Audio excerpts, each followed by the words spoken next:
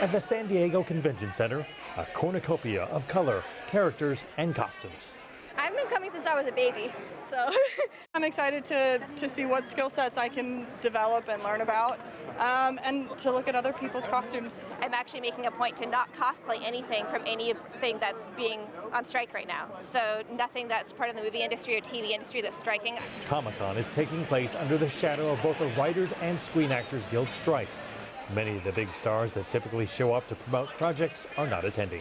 It's bad timing for the event because I think a lot of fans come to Comic-Con hoping to see the big Hollywood professionals, the big talent. The good news is all of these badges have been sold out for months. So everybody that's coming to Comic-Con is at Comic-Con. They have an opportunity to have a great time. Creating the ultimate fan experience is extremely important for this convention. I'm here at the Marvel Avenger Lab at the Comic-Con Museum, where I get to create my own comic book cover. And here it is. Truly heroic.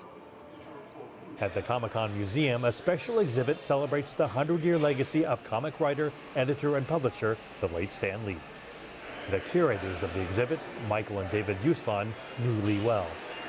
Look at all the different incarnation of Stan. This was his Frank Sinatra look from the 60s. This is my favorite look. Look, my God, look at him in the 70s. You should explain this picture.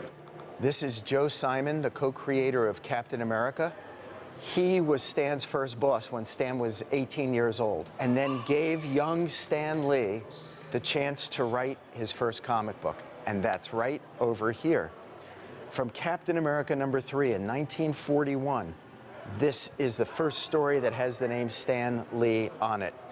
Michael even once brought Stan Lee over to talk to his competitor, DC Comics, where he was given the green light to create his own version of his rival's characters.